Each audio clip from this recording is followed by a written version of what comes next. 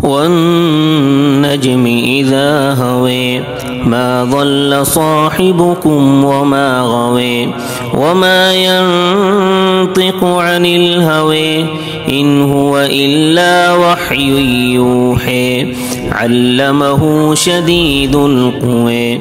ذو مرة فاستوى وهو بالأفق الأعلى ثم دنا فتدلى فكان قاب قوسين أو أدنى فأوحى إلى عبده ما أوحى ما كذب الفؤاد ما رئي أفتمرونه على ما يري ولقد رئيه نزلة أخرى عند سدرة المنتهى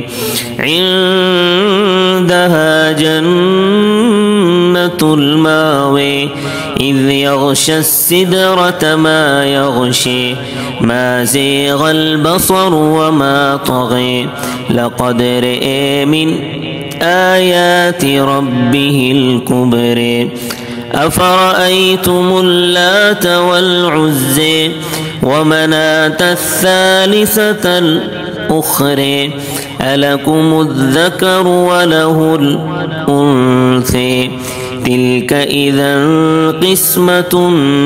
ضيزى إن هي إلا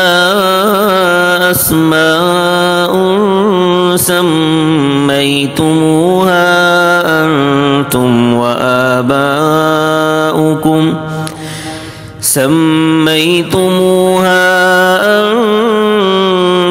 وآباؤكم ما أنزل الله بها من سلطان إن يتبعون إلا الظن وما تهوى الأنفس ولقد جاءهم من ربهم الهدى أم للإنسان ما تمنى فلله الآخرة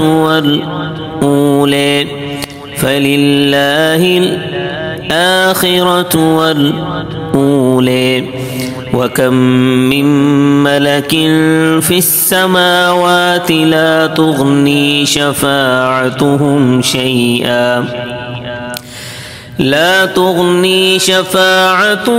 شيئا إلا من بعد أن يأذن الله لمن يشاء لا تغني شفاعتهم شيئا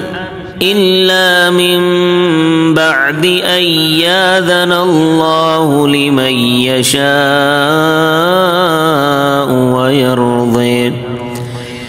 إن الذين لا يؤمنون بالآخرة ليسمون الملائكة تسمية الأنثى وما لهم به من علم إن يتبعون إلا الظن وإن الظن لا يغني من الحق شيئا فأعرض عن من تولي عن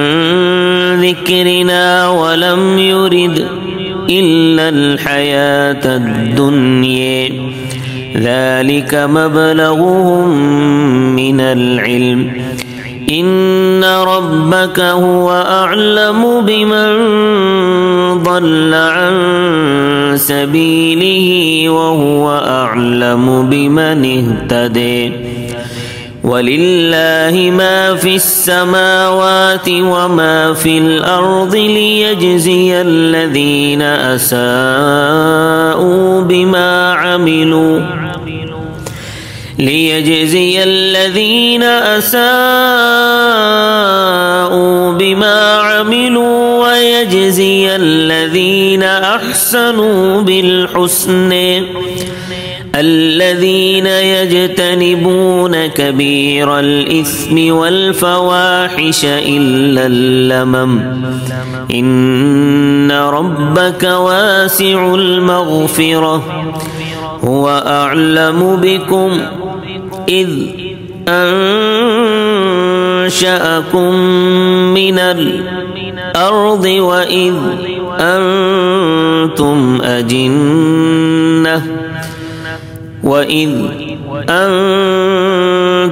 أجنة في بطون أمهاتكم فلا تزكوا أنفسكم هو أعلم بمن اتقي أفرأيت الذي تولي وأعطي قليلا وأكدي أعنده علم الغيب فهو يري أم لم ينبأ بما في صحف موسى وإبراهيم الذي وفي ألا تزر وازرة وزر أخرى وأن ليس للإنسان إلا ما سعي وأن سعيه سوف يرى ثم يجزيه الجزاء الأوفى وأن إلى ربك المنتهي وأنه هو أضحك وأبكي وأنه هو أمات وأحيي وأنه خلق الزوجين الذكر والأنثى